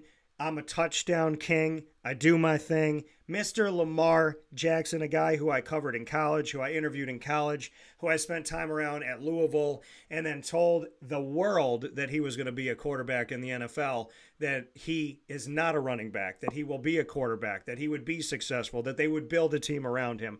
I told you all that, and I heard crickets. Now everybody's like, oh, Baltimore, what are they going to do without Lamar Jackson? So give me Lamar Jackson, the guy that I backed from the beginning, and his team and Derrick Henry. They said that man was too old to play football. He stiff-armed everybody that said that right out of bounds and kept on running. Baltimore for the win. Buffalo, Denver, I can't stand this game because I want both teams to win. This game pisses me off. I would rather both of these teams play somebody else because I want to see them both win. Buffalo has been pushing and pushing and pushing. And what did I tell y'all for years? I said, Buffalo was getting the hype that they should be in the Super Bowl for 3 straight years. And what did they do? They lost. This year, the 4th year of these last 4 years, there wasn't the hype. There wasn't the conversation as much. It wasn't so much pressure. And they played well without it. I think Buffalo plays better when they're disrespected, forgotten, and they got a chip on their shoulder. I think when people expect them to win, that's when they lose. So Buffalo, to me, this could be the year that they do it because they haven't been they're going to make it no matter what. I still think people are looking at Kansas City and Baltimore and whatnot. Denver's a tough team. They got a hell of a defense. A hell of a defense. They had a good defense without Bo Nix. Now they got a good defense, and they got a quarterback in Bo Nix. I told you Bo was going to be good. I got Bo's autograph before the season started. That's how much I believed in Bo Nix. I got his card. So I know people are going to want that card. I might have to put it on eBay. So between Denver and Buffalo, this one is a head-scratcher. This is a pick'em game. This is a tough choice for me. I'm going to pick Buffalo, but I want to go on the record of saying if Denver keeps this game under 20 points on both sides, I can see Denver winning this game. I can see them winning the game no matter what, but this could be like a 17-9 game. Denver's defense is a pain in the butt, but I'm going to give the edge here to Buffalo to get the victory. Then we're going to go back to the NFC, Minnesota and Detroit. I'm not going to spend a lot of time on this. I've told you from the beginning of the season that Detroit was a Super Bowl caliber team. So Detroit, I'm going to have them moving on. I believe in them. I believe in their coach. I believe in what they're doing. I think they have arguably the best running back tandem in the country in David Montgomery, who should be good to go, and Jahmyr Gibbs. So I feel very good about Detroit. Their talent is incredible. Their coach is a fiery guy. And, that man will run through a wall for you. So I got to go with Detroit in this one. Tampa and Philadelphia. Man, I feel good about Philly, so I'm going to have to keep riding with Philly. But keep in mind, they got to repay Tampa because last year, like I said, Tampa knocked them out. They blew them out in Tampa. Now they got to go to Philly. Tampa going up the coast and going to Philadelphia. I think Philly's going to get the win here. So I'm going to go Philly as well. And then on the other side of it, we got the Chargers up against the Chiefs. Kansas City, hey, Kansas City's talented. And if it's fourth down and Pat Mahomes throws an incompletion, more often than not, better than 50% chance the ref's going to throw a flag. So I'm going to go Kansas City in this one to get the victory. And listen, Kansas City's a great team. There's just been a couple questionable calls this season. Definitely one of them on fourth down where the ball fell down, hit the ground, hit the turf. Game's over. And then the ref threw a flag. So a little confusing there. Kansas City going to win that one, though, I think. And then Baltimore and Buffalo. This is a tough one. PJ spent some time with this one. I'm going to do it as well. Lamar Jackson on one side, Josh Allen on the other. Derrick Henry is, to me, him and James Cook, he's better than James Cook. Lamar Jackson, he can run around. Josh Allen can run around. Lamar Jackson, he can throw the ball. Josh Allen can throw the ball. Josh Allen throws a better ball, I would say. Between the two of them as a pure passer. You got Dalton Kincaid. You got Mark Andrews. You got two teams. I don't know if their defense is going to – there might be a takeaway or two here, and I'm going to give the edge to Buffalo. Buffalo's going to play the home game in this matchup. So I'm going to give the edge to Buffalo here. Maybe they get a takeaway. So that gives me Detroit, Philly, Kansas City, Buffalo. Same that PJ had. We don't know each other's picks going into it. I'm going Detroit because I've been riding with Detroit since before the season started. So I'm going to rock with Detroit from week 1 to now. Kansas City and Buffalo. Man, this game's got to be played in Kansas City. I told you, Buffalo plays Kansas City in the regular season. Recent history, they win. Buffalo plays Kansas City in the postseason. Recent history, Kansas City wins. So Buffalo's got to try and break the pattern of losing to Kansas City in the postseason. Kansas City's trying to keep it going. They're trying to keep building this dynasty. Can Kansas City do it? Can they get it done? Will they win this game? Will the Buffalo Bills make a field goal is the question. Because remember last year when they missed that field goal? Well, folks, I think that Buffalo shocks the world and makes people think that the apocalypse is coming. Because I think Buffalo wins this game in Kansas City, which leaves us Detroit and Buffalo. And Buffalo fans, don't hate me. Don't hate me. Detroit Lions going to win their first Super Bowl. So Wow. I gotta go with Detroit. I've been riding with Detroit all throughout the year. I got to stay with Detroit because I think Detroit is a very dangerous team. Listen, Detroit held off the Packers and the Vikings in their division, which was arguably the best division in football this year. You look at what Detroit has done across the board. I mean, you look at and the thing is this is a rematch. Because keep in mind, there was an instant classic game between Buffalo and Detroit that they played earlier on this season. An instant classic matchup that we had here. So, I think that ultimately this is going to be in favor of Detroit.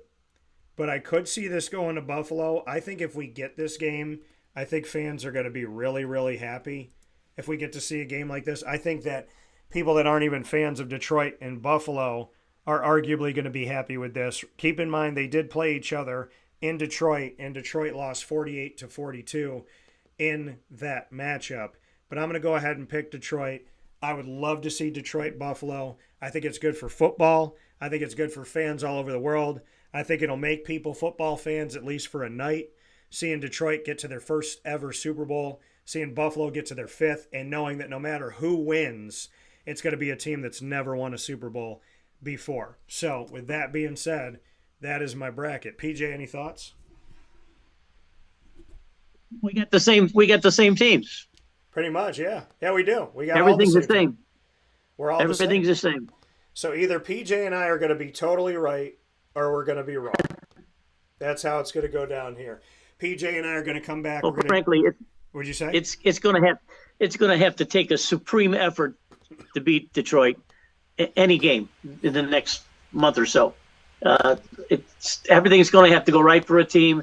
Detroit's going to have to be down, but Campbell's not going to let him do that. Yeah. And Ben Johnson's looking for a job probably, so he wants to win the Super Bowl. If he does that, he's going to get a good job. So it's going to be fun to watch, and it's going to be fun to listen to. I can't believe we both got the same teams. Okay, well, what's that? Great minds think alike. I'm not even sure about that either anymore. Yeah, PJ and I got the same team. Aaron Glenn and Ben Johnson both up for jobs, including the Jacksonville Jaguars, wanting to interview them to be the head coach. So a Super Bowl under their belts would definitely give them a nice swan song to leave Detroit and go run their own franchise somewhere else, maybe in Jacksonville. We'll see. We're going to take a step aside on Wake Up Call with Dan Tortora from the Great Lakes Honda City Studios. When PJ and I come back, we are shifting gears to the college football playoff, and we have to choose the Final Four. Who is going to win to go to the national championship? Ohio State versus Texas, Penn State versus Notre Dame. All of that comes up as we wrap up Wake Up Call right after this, inside of the Great Lakes Honda City Studios. Stay with us. In these unique times, there are those in our community that give us a sense of normalcy and positivity. Pizza Man on 50 Oswego Street in Baldwinsville has been here for you for over 35 years and is here now. Call 315-638-1234 or order online at pizzamanbville.com to bring those familiar tastes into your home. And remember to come see our monthly on-site broadcasts centered around the community and our Baldwinsville Bees. Pizza Man in Baldwinsville. Any way you slice it, they are always here for you.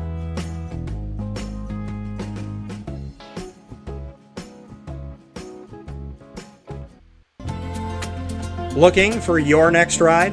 Look no further than Great Lakes Honda City, located on 7140 Henry Clay Boulevard in Liverpool, New York. Serving our community for decades, their new and pre-owned vast array of vehicles are available to you Monday through Saturday on site. To search from home, shop at greatlakeshondacity.com. Call 315-365-5576 to set up an appointment. That's 315-365-5576 for Great Lakes Honda City, 7140 Henry Clay Boulevard in Liverpool, New York. Great cars, great people, Great Lakes.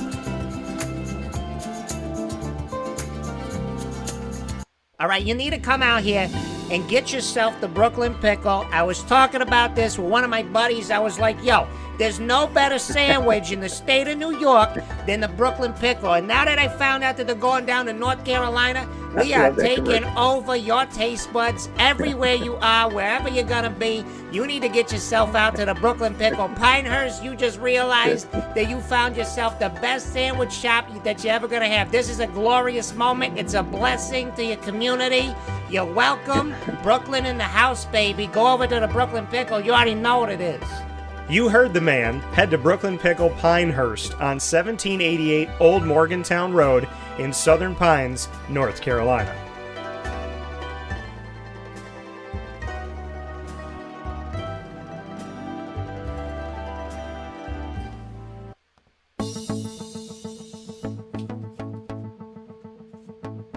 Avicoli's, located on the corner of Route 57 and Wetzel Road in Liverpool, New York, has been your trusted neighbor for decades. Located just steps from Liverpool High School, we're happy to have the Liverpool Warriors on-site, on-location broadcast at Avicoli's through Wake Up Call with Dan Tortora every single month, featuring student athletes, coaches, and administration throughout the year from Liverpool High School. Head out to Avicoli's today on the corner of Route 57 and Wetzel Road in Liverpool, New York, open Tuesday through Sunday for lunch, dinner, and drinks. We'd love to see you out there, and of course you can call them at 315-622-5100 for takeout, delivery, and catering. That's 315-622-5100, and also find them on myavicolis.com. That's myavicollis.com.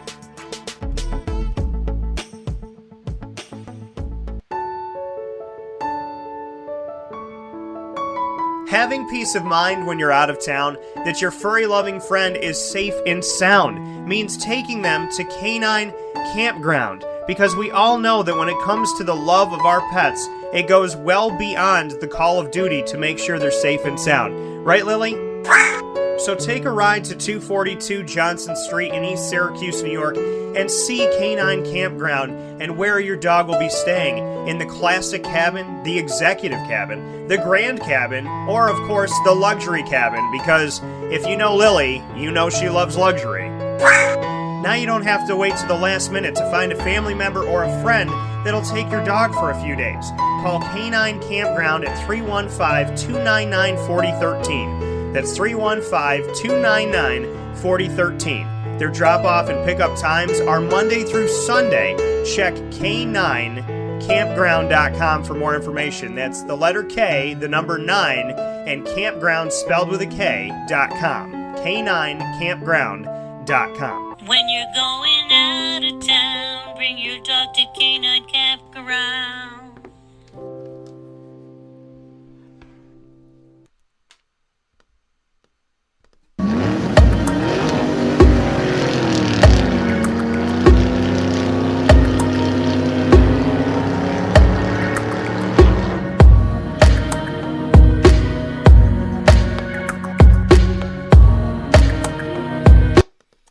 Welcome back here inside of the Great Lakes Honda City Studios. This is Wake Up Call with Dan Tortora. PJ and I are here with you. We just picked the NFL playoffs, and now it's time to pick the college football playoff Final Four. This is how it went down in the first round. Ohio State won at home over Tennessee. Texas won at home over Clemson. Penn State won at home over SMU. Notre Dame won at home over Indiana. Do you see a pattern here?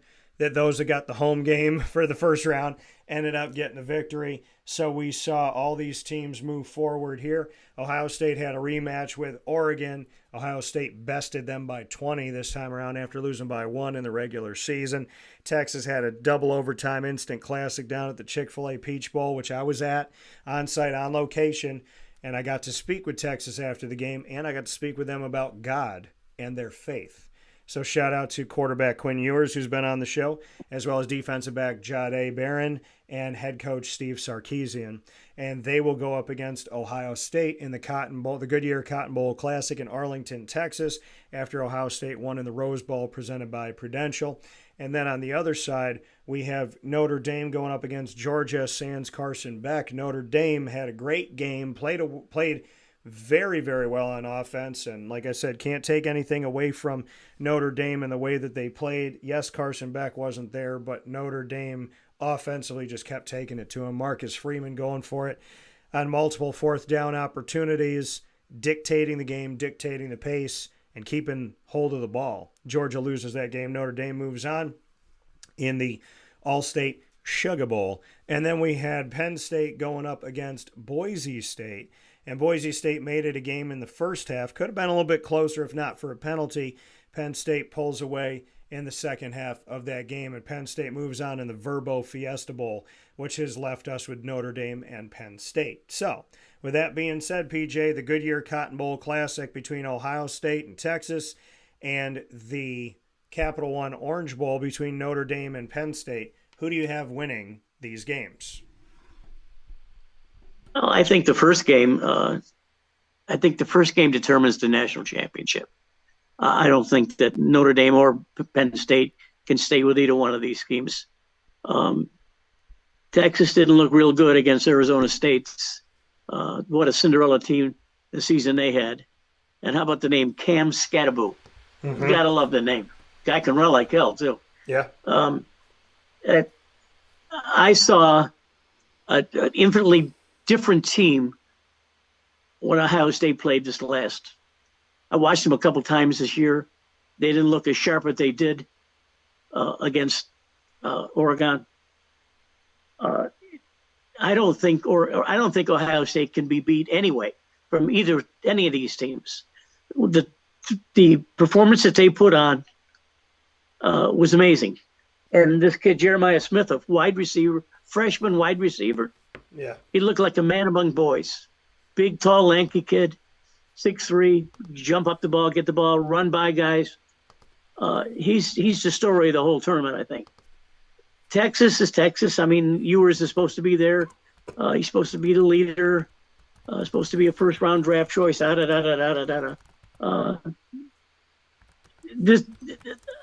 I think that Ohio State wins this game. Frankly, I think they win this game rather easily, too.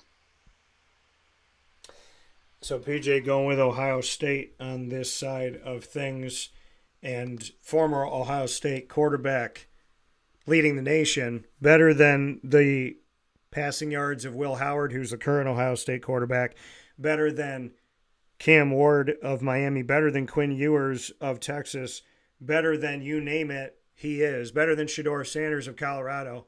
Kyle McCord, baby. Syracuse, say what's up. So PJ going with Ohio State in this one to defeat Texas with Will Howard and the crew and Jeremiah Smith, who put on a clinic against Oregon. Now we have Penn State and Notre Dame. We have James Franklin and his team with a very strong defense that can get them out of trouble in certain situations and command a game. And we have Notre Dame, who had a special teams touchdown against Georgia. And Marcus Freeman was just named the Dodd Trophy Coach of the Year, which is overseen by Peach Bowl Inc., that oversees the Chick-fil-A Peach Bowl. Who's winning this one, PJ? Marcus Freeman or James Franklin? I was disappointed that Georgia threw in a clunker against Notre Dame. I thought they were the far better team. And I know the Gunnar Stocking kid did a good job. But Notre Dame played better. I mean, they had a better defense than I thought they would have. In Penn State, I think Penn State, to me, is the weakest of the teams of the four. And I think that my opinion, the national championship game was played between Ohio State and Texas. I don't think either one of these teams can handle the winner of that matchup. But in saying that, I'm going to have to take a pick here, and it looks like that Notre Dame's on a roll. Penn State, I know, has got some injuries, especially with Abdul Carter. I guess he's supposed to be a projected top 10 pick. He exited with an injury, but is expected to play. That makes a big difference. I mean, he's a stalwart on the line there. I think if he plays, they keep it close. This is a pick 'em game for any of the gamblers out there. But I'm going to go with Penn State. I think Franklin's done a decent job this year. Even though they had a weak schedule in the Big Ten, they played well when they had to play well, and they deserve to be here. So I'm going to take Penn State. Well, this is going to give us a Big Ten championship that we didn't see this year. We saw Penn State versus Oregon. Now we'll see Ohio State, Penn State, both of the Big Ten, fighting for a national championship in the historic first ever 12-team college football playoff. Who wins, PJ? The Buckeyes or the Nittany Lions? And keep in mind, the Buckeyes do have a college football playoff national championship. They won the first one. So a little over a decade ago, when the college football playoff took the place of the BCS, Ohio State, ironically, beat Oregon to win the college football playoff, and they just beat Oregon this time to get to the next round of the college football playoff. On the other side of it, Penn State had never played in a college football playoff before, had never been a part of it. This is their first year in the college football playoff, and they got to host the first round, and they won, and then they won again. So they have 2 wins in the college football playoff. They're 2-0 in the college football playoff, speaking of Penn State, after never being in the CFP in its history of a little over a decade. So does Penn State, the newbie, win, or does Ohio State get their second college football playoff national championship? Oh, one thing I've read about Ryan Day, he's got a little edge to him, and I like that, especially being from the South down here with the edginess we have in the teams down here.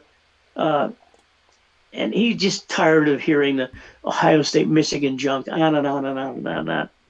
The guy made a statement when he beat Tennessee that bad. I said this team cannot be beat, and then I stay that way. He's got an edge to him now. He's got his team playing perfectly. I mean, you talked about Will Howard. There's only 5 or 6 quarterbacks in this draft that are worth a darn, and I think that Will Howard is better than Akers and Shedeur Sampson. He's been around for a while, played at Kansas State for years, and thrown for something over 11,000 yards or something like that. I mean, he's a killer, like Kyle McCord for Syracuse. He's a better quarterback than the other two I mentioned. Both of these quarterbacks acquit themselves very well. Will Howard won't be beat in this game. I think that Ohio State wins this game rather handily, whoever they play, which is Penn State. PJ going with OHIO. Ohio State winning this on PJ's bracket. The Ohio State Buckeyes. And we're going to go ahead and save PJ's bracket here so that we can keep it for next week and see how PJ does. So we're going to go ahead and save it here inside of the Great Lakes Honda City Studios on Wake Up Call with Dan Tortora. And once his bracket is saved, we will jump into my picks for the college football playoff Final Four. So PJ going with Ohio State and Penn State, with Ohio State winning that. So that's the CFP semis for 2025. We got that in for PJ. And now we'll clear the board, and I'll make my picks. So I'm going to go ahead and put my name on this one so you know it's mine. So I'll have DT's bracket here. And as I make these picks, please understand that when I made my final thoughts on the bracket, I had done some things with Murph here, and then we had a live show at Pizza Man, and it was all before any of the games had been played. So I adjusted some things, and I put in my bracket. And in that bracket, I picked Texas to win it all. Now, looking at this, Texas is here. Arlington is where they're playing the Goodyear Cotton Bowl Classic. Arlington is less than 2 hours from Austin, Texas. And where's Austin, Texas? Who's that home to? That's home to the Hook'em, baby. That's home to the Longhorns. So you know those fans are going to show up, but you also know that those Buckeye fans show up too. Ohio State is a terror to play up against. Texas, if their defense plays the way that they can play, Texas can be a terror as well. What Texas can't do in this Ohio State game is they cannot play Ohio State the way that they played Arizona State in the middle of that game. And in the middle of that game, they gave them life. They gave them hope.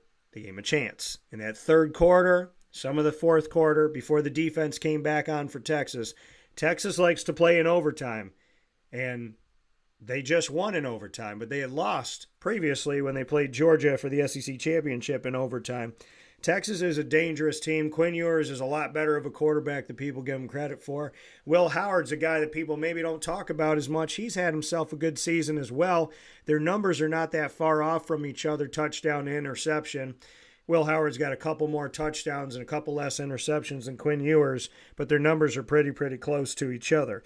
This is a fantastic game, and I think Ohio State's coming in as the best team to win the national championship at this point. So this is a really tough game for me to pick because my prediction going into the bracket, going into the college football playoff before a game was played was that Texas was going to win it all. So Texas, they believe in themselves. They got faith in each other. They believe they can do it. They're playing a game in Texas, so they get to be a team that's relatively at home. And Ohio State is a really tough team to play. I'm going to stay with the Longhorns. I'm picking Texas to win in front of potentially maybe 75% of that fan base is going to be Texas, maybe more. We'll see. I'll tell you this right now. If Ohio State has the majority of the fans there, it's going to be a long day for Texas. But if Texas's fans can get involved in here and get loud, could help them out in this game. I've seen it help out teams. Definitely saw Penn State help out their team on the field when SMU had to travel to Penn State in the first round. Notre Dame and Penn State, listen, I respect them both.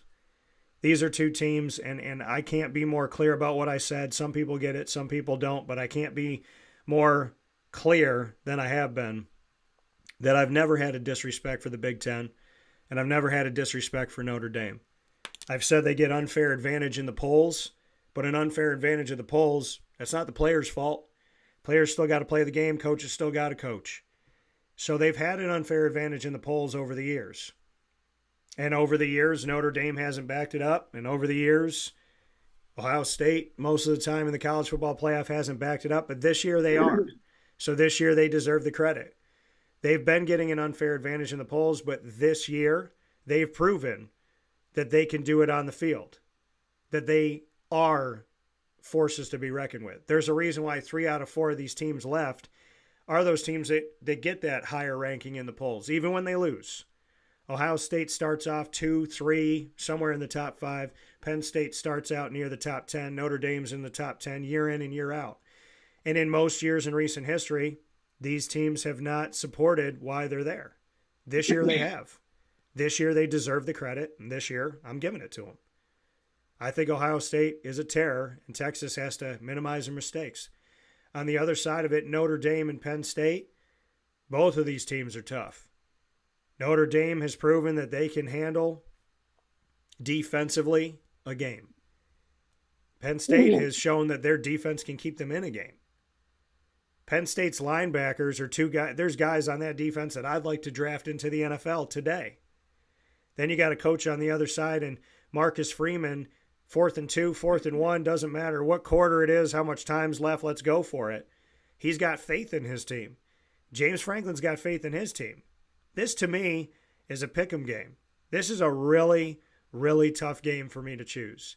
Do I choose the Fighting Irish, or do I choose the Nittany Lions?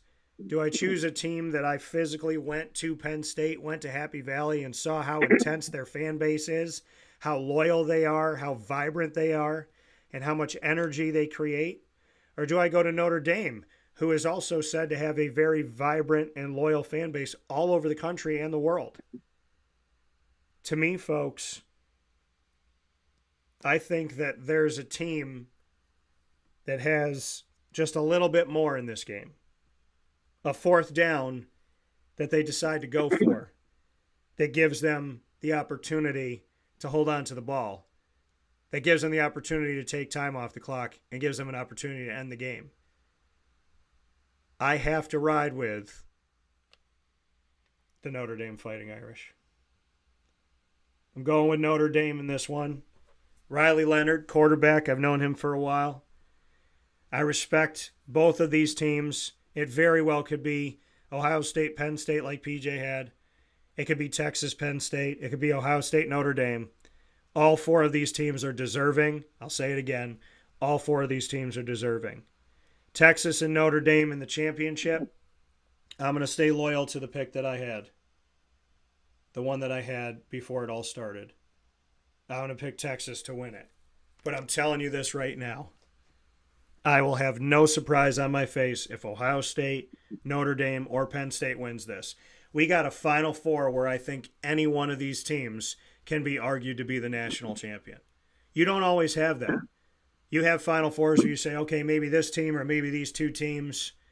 Almost never can you say that all 4 teams could be hoisting this trophy at the end, that you really believe and can argue that they can. I think that each of these schools have something to be proud of. Nobody should hang their heads. The defense has shown up for Texas. It's shown up for Notre Dame. It's shown up for Penn State. It's shown up for Ohio State. Will Howard at quarterback for Ohio State has done some great things, put on a clinic against Oregon. Quinn Ewers had ice water in his veins on 4th and 13 in overtime. Riley Leonard, given all glory to God at all times, Riley Leonard has done a tremendous job at Notre Dame in his first season there. And Drew Aller, he's shown up. He didn't have to do a ton against SMU because his defense was putting that work in and getting those interceptions and returning them for touchdowns and setting up opportunities. But Drew Aller's a guy that I don't think we've seen the best of yet. So I could tell you that any one of these four is going to do it, but I'm going to stick to what I stuck to in the beginning. I'm going to stick with Texas, even though I really think, even while I'm saying this, there's a good chance Notre Dame is going to win this whole thing. So I'm going to pick Texas, stay loyal to my pick before we played a game, but I'm not going to be surprised if anybody else wins this thing. And gosh darn it, if Notre Dame wins it, I think a lot of teams are going to try and go independent and make deals with NBC so that they don't have to share any of their money. So, Yeah. PJ, your thoughts coming off of this thing now that we've both made our picks? Oh, PJ froze here for a second. Let's see if we can unfreeze him here. So, give us a second here on PJ. See if we can unfreeze the screen here. Trying to get his thoughts on the college football playoff after we both given our picks, and he has frozen on our screen. So we're trying to see if we can adjust this a little bit here. If we can't, that's all right. We'll have to bring him back.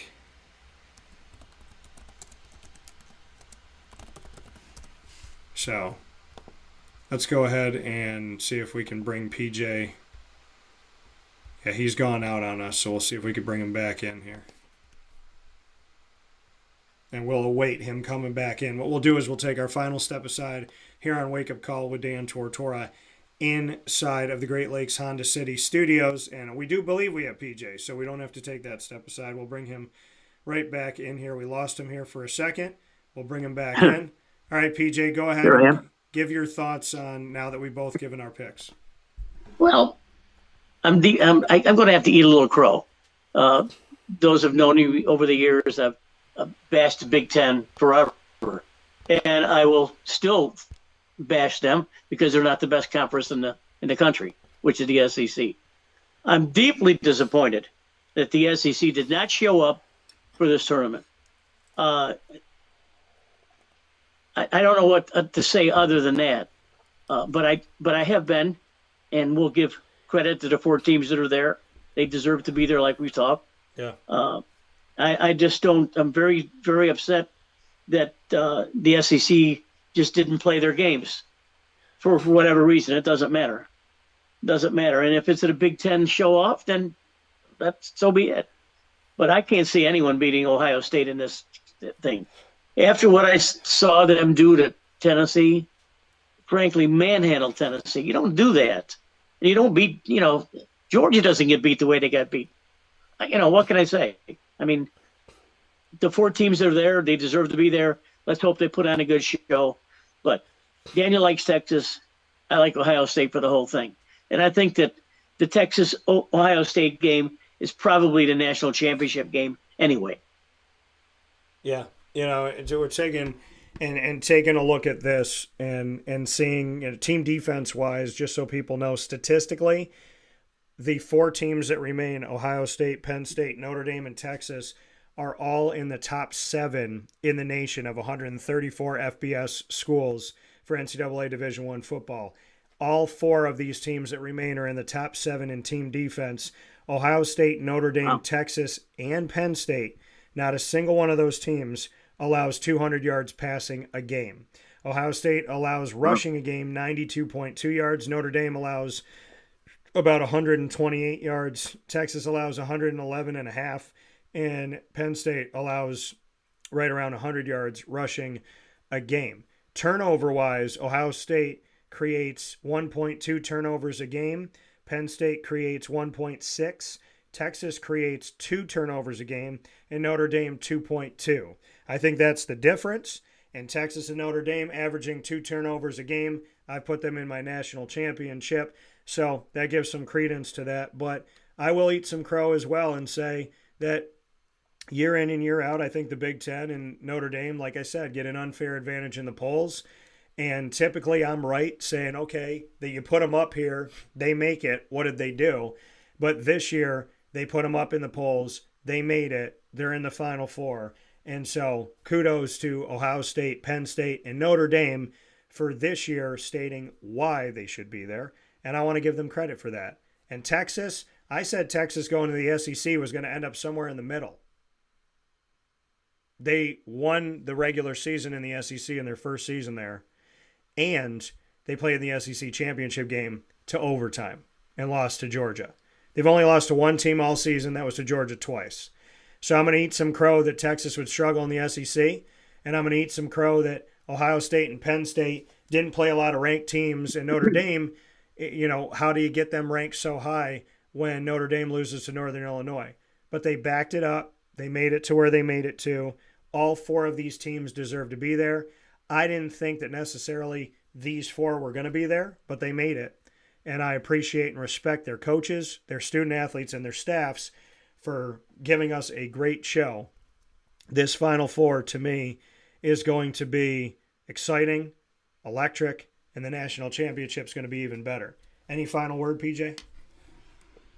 No, that's good, Daniel. I hope we both feel better. Yeah, me too.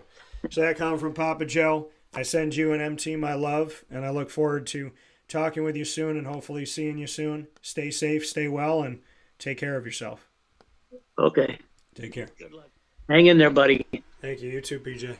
That coming from Papa Joe here on Wake Up Call with Dan Tortora, where sports meets life. We're going to take a quick step aside to wrap up the show. We'll be back right after this, here inside of the Great Lakes Honda City Studios.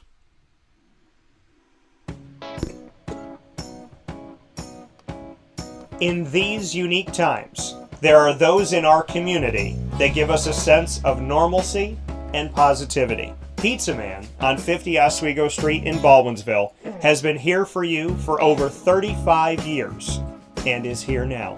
Call 315-638-1234 or order online at pizzamanbville.com to bring those familiar tastes into your home. And remember to come see our monthly on-site broadcasts centered around the community and our Baldwinsville beats. Pizza Man in Baldwinsville. Any way you slice it, they are always here for you.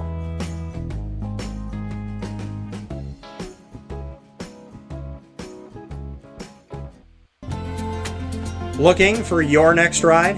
Look no further than Great Lakes Honda City, located on 7140 Henry Clay Boulevard in Liverpool, New York. Serving our community for decades, their new and pre-owned vast array of vehicles are available to you Monday through Saturday on site. To search from home, shop at GreatLakesHondaCity.com. Call 315-365-5576 to set up an appointment. That's 315-365-5576 for Great Lakes Honda City, 7140 Henry Clay Boulevard in Liverpool, New York. Great cars, great people, Great Lakes. All right, you need to come out here and get yourself the Brooklyn Pickle. I was talking about this with one of my buddies. I was like, yo, there's no better sandwich in the state of New York than the Brooklyn Pickle. And now that I found out that they're going down to North Carolina, we are taking over your taste buds everywhere you are, wherever you're going to be. You need to get yourself out to the Brooklyn Pickle. Pinehurst, you just realized that you found yourself the best sandwich shop that you're ever going to have. This is a glorious moment. It's a blessing to your community. You're welcome. Brooklyn in the house, baby. Go over to the Brooklyn Pickle. You already know what it is. You heard the man. Head to Brooklyn Pickle Pinehurst on 1788 Old Morgantown Road in Southern Pines, North Carolina.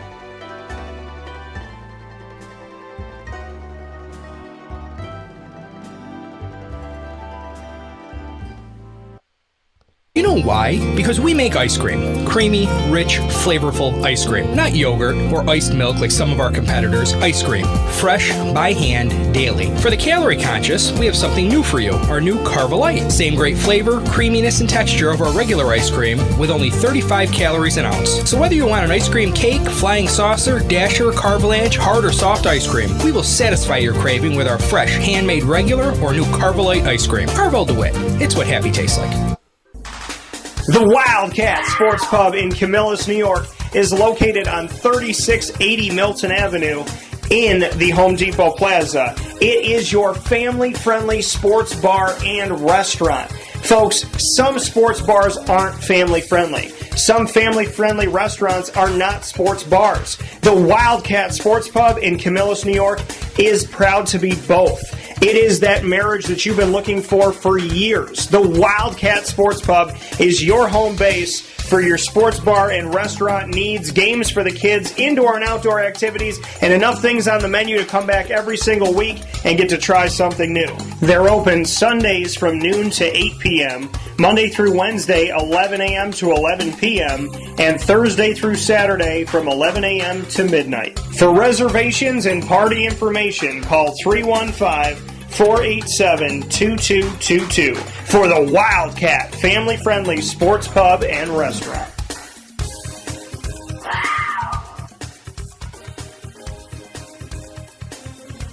GG Cards and Breaks. Like, comment, subscribe. GG Cards and Breaks comes to you on 639 Delmar Place in Syracuse, New York. You'll find GG Cards and Breaks open Tuesday through Saturday from 10 to 6 and on Sundays from 10 to 5 with hockey, soccer, basketball, football, baseball, and more, including Disney Lorcana, Yu-Gi-Oh!, Magic the Gathering, and Pokemon cards while supplies last. Come and get their singles, their graded cards, their autograph cards, packs, and boxes. So many great things at GG Cards and Breaks, including all the supplies you need to protect your cards. So if you just found a card collection, maybe your dad gave you some, maybe you're going through the attic and your grandmother said your grandfather has all these cards up here and you want to start protecting those cards, sleeving them, making sure that they're safe and kept well, you could do that at GG Cards and Breaks as well. They have all the supplies you need, all different cards, all different opportunities to either get singles, so you know that's the card that you want, and you buy that card, or getting a pack or a box and opening up those cards and seeing what you can get and trying your luck with the many, many different pieces of their inventory that they have that constantly is growing and changing from week to week. GG Cards and Breaks keeps us all a big kid, and keeping that spirit alive in our community. Support local at GG Cards and Breaks by going to 639 Delmar Place in Syracuse, New York, Tuesday through Saturday from 10 to 6 and on Sundays from 10 to 5. With that being said, here on Wake Up Call with Dan Tortora, I want to thank PJ for being with us all through the show today, and appreciate him so very much. Thank you all for being patient this morning as being sick and kind of going through having half a voice trying to get this ready for you. So I appreciate your patience, appreciate you being with us. Thank you so much for being a part of the show here on Wake Up Call with Dan Tortora, where sports truly meets that thing called life inside of the Great Lakes Honda City Studios. You are with us up and down the East Coast, the Midwest, and the West Coast, and all around the globe on YouTube.com and Facebook.com, both /WakeUpCallDT, and on WakeUpCallDT.podbean.com. You're also with us in our archive, where we just added a bunch of different pieces this week on Amazon Music, Audible, iHeartRadio, iTunes, and Apple Podcasts, Player FM, Podbean, Podchaser.com, Podvine, Spotify, TuneIn, and YouTube. All you got to do is search Wake Up Call with Dan Tortora, or one word, Wake Up Call DT. Subscribe and follow for free. Big time thanks to Brooklyn Pickle, our incredible partner down in North Carolina on 1788 Old Morganton Road in Southern Pines, North Carolina. And of course, thanks to our team of partners here in Central and Upstate New York, Great Lakes Honda City, Carvel DeWitt, the Wildcat Sports Pub, GG Cards and Breaks, Pizza Man, Mother's Cupboard, Ma and Pa's, the snack capital of the world, Canine Camp Dog Daycare, Avicoli's, Brian's Landing, Servomation, reinvigorating, reinventing, and reimagining what it's like to have vending at your location for your school, your college, your university, your place of business, your truck stop, Servomation.com. Everything that they do is different than anything I anticipated when it came to vending. Check out more at Servomation.com. That's SERVOMATION.com. Canine Campground Dog Boarding. And, of course, Chick-fil-A Cicero and Brian's Landing. We are the exclusive multimedia marketing partner of your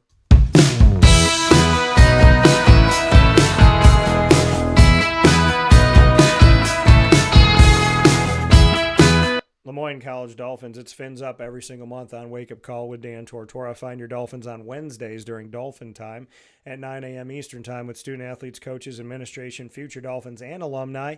Over 3.5 years of our broadcast with the Dolphins can be found by going to youtube.com/Wake Up Call DT. Click subscribe, hit the notification bell, and find 180 and counting videos with the Lemoyne College Dolphins on the Lemoyne playlist. You can also find the Dolphins by going to wakeupcalldt.com's homepage and underneath the exclusive partners tab.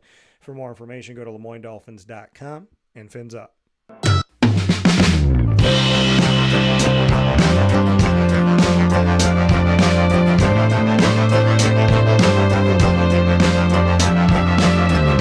The Binghamton University Bearcats are exclusive multimedia marketing partners with Wake Up Call with Dan Tortora. Find your Bearcats every single Tuesday during Bearcat Time here on Wake Up Call with Dan Tortora, where sports truly meets that thing called life. The Binghamton Bearcats here with us Tuesdays at 10 a.m. Eastern Time with student athletes, coaches, and administration throughout the year telling their stories. You could find all of our content by going to youtube.com/wakeupcalldt.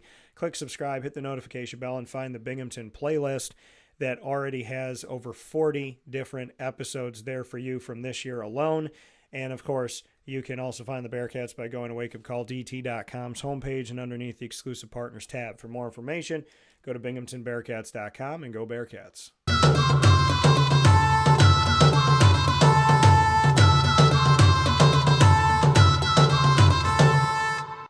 The Bryan and Stratton College's Syracuse Bobcats are exclusive multimedia marketing partners with Wake Up Call with Dan Tortora. Find the Bobcats every month in what we call the Bobcat Buzz with men's and women's basketball, baseball, men's and women's soccer throughout the year, telling their stories with student athletes, coaches, and administration. And of course, last night releasing 2 exclusives. One that Brooke Parro is going to be the new athletics director of the Bryan and Stratton College of Syracuse athletic programs. So a shout out to Brooke. That is now up on wakeupcalldt.com.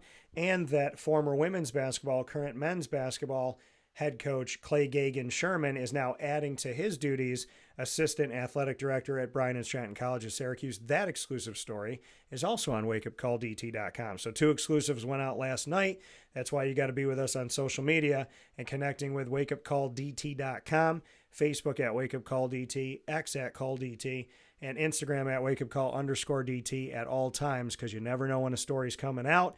And we have a bunch of exclusives for you throughout the year. Big time thanks to Brooke, to Clay, and to the entire team at Bryan and Stratton College of Syracuse. Find all our content by going to youtube.com/wakeupcalldt. Click subscribe, hit the notification bell. Find the BSC Syracuse playlist with plenty of broadcasts there.